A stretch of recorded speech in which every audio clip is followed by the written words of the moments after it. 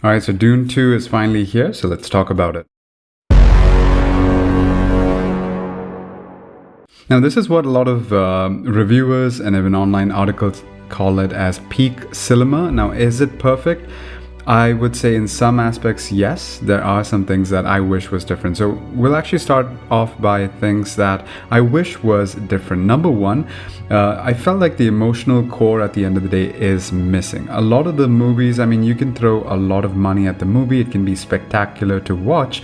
But if the main characters, if you're not able to get behind the emotional motivations of the main character, then I think it's a loss for me, at least personally. I'm not necessarily able to get behind a lot of the characters in Dune, from Paul to the mother to most of the characters around him, are extremely stoic, and I'm pretty sure that's probably how they're written in the books. I don't know, since I've been only introduced to the Dune universe through the movies, and just looking at it through that lens, I would say compared to characters from Lord of the Rings or from Harry Potter, you can see those characters, the main characters, have vulnerability in them. You can see a lot of things that we can relate to them. Although their universe is completely alien to us, we can still get behind their motivations, the humanness of them, and also the friendships that they forge. And ultimately, that is what keeps me watching Lord of the Rings even today, or even read Harry Potter books.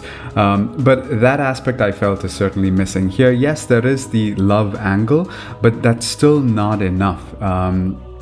Although it is focused on quite a bit and the two characters do share a good chemistry, it still isn't as enough for me. In the first movie, I enjoyed the father-son relationship, but that was obviously short-lived. And in this movie, I was hoping for maybe some flashbacks where we can see Isaac's character again. But again, that aspect is also missing. So overall, and his relationship with his mum, by the way, is very cold and distant and transactional. And again, all of this might be by design. Probably the filmmakers are following the author's template for these characters. But at the end of the day, as a layperson watching it, as a common man, I'm not able to relate to the sort of elite family with Paul's character being pretty much perfect, making very calculated choices, and being the one. And so that relatability, I think, is definitely missing. Apart from that, I felt the battle scenes, although they're spectacular to witness again, were too short. I wish there was more of that. And it also seemed too easy. I mean, you see these grand, amazing looking spacecraft and motherships come on board, and yet they're taken down pretty easily by the Fremen. So the battle seemed too easy for me, so that could be a little bit anticlimactic.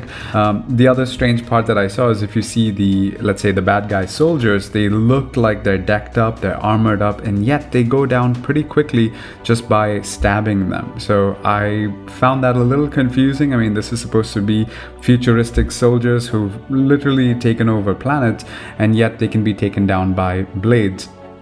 And so I felt that the final battle, although great to look at, and while it lasted, it was spectacular to see and worth every money that you would pay to see it. I just wish that the bad guys did a little bit more damage and they were not taken down as easily as they were. Now, coming to things that I liked is things that everyone would appreciate. You can see that this has a 95% on Rotten Tomatoes, and everyone's talking about the high quality or peak cinema that it is. And I do agree. The director here is absolutely phenomenal. He's like a straight A student. He can do no wrong.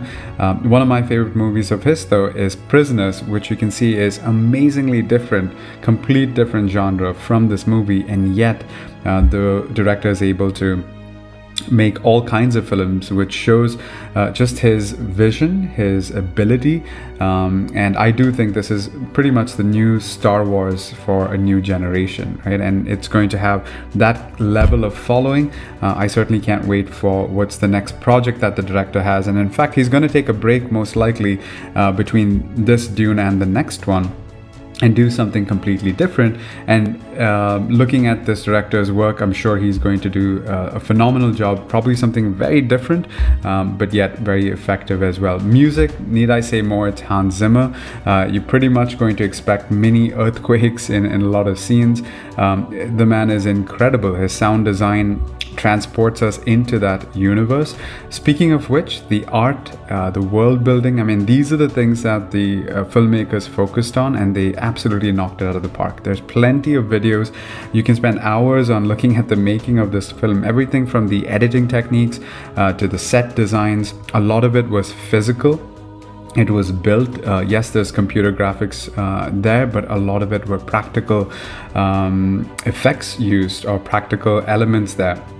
And so from that point of view, this movie was worth all the 100 million that they spent on it. Spectacular world. You really feel like you're in that world. There is this civilization that exists. This universe actually exists. And so every scene that I'm witnessing, one of the questions I had in mind is, how did they do that? So I think we can expect that from the Dune universe and from this director and his team, and that really shows. I also enjoyed the themes that were there in the movie.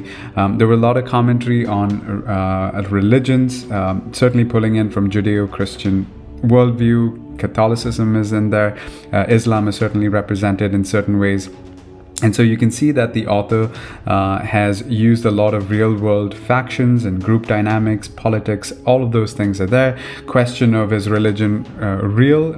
Is faith real? Or is religion created by an elite group looking to control the masses? So all of those elements are there, along with the classic Messiah prophecies, right? Are prophecies created artificially and used as manipulation, or do they really exist? And all of those things as well. I liked, of course, the arc of the main character, Paul, towards the end. I don't want to spoil anything, but it is an interesting arc to a certain extent. Also the villain, I liked how ruthless he was, played by, I think the villain was played by Austin Butler.